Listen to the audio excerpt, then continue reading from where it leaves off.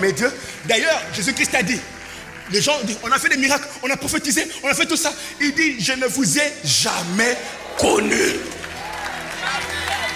Écoutez, je vais vous montrer pourquoi. Vous savez quoi? Il ne faut pas lire vite. Je suis allé demander à Jésus, mais pourquoi tu dis que tu ne les as jamais connus? Avec tous les miracles et tout ça. Et puis il me dit, viens, je vais te montrer.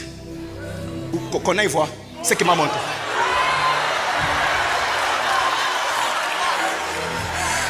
Oui, oui. Allons dans 1 Corinthiens, chapitre 16, verset 22. On va voir ce que Jésus m'a montré.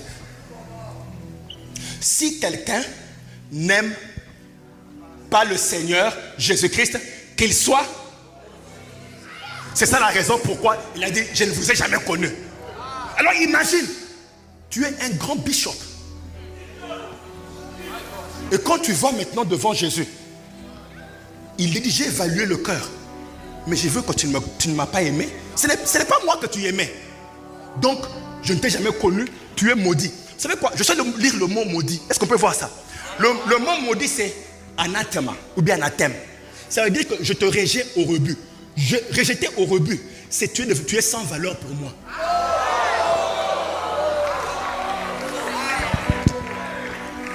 Sans valeur, tu ne m'intéresses pas. Maintenant, imagine tout ce que tu as fait. Quand tu termines, Jésus dit, tu n'as aucune valeur. Je veux que tu puisses voir aujourd'hui à quel niveau Dieu place l'amour.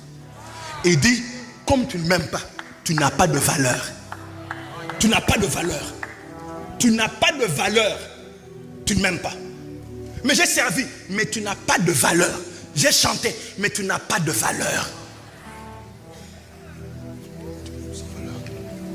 Il essaie de nous dire que le poids dans ma présence, c'est celui qui m'aime.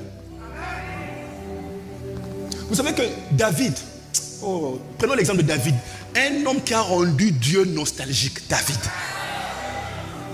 David meurt. Dieu continue à parler de David comme si David était encore vivant. Et puis il dit à Israël, mon serviteur David vous guidera. En Jérémie, David est déjà mort. Il donne à David un trône qui ne va pas passer. David n'avait jamais demandé ça. Écoutez, demander ne veut pas dire que Dieu donne. C'est que tu as là, c'est ce que tu as demandé, mais lui il a envie de te donner ce qu'il y a dans son cœur.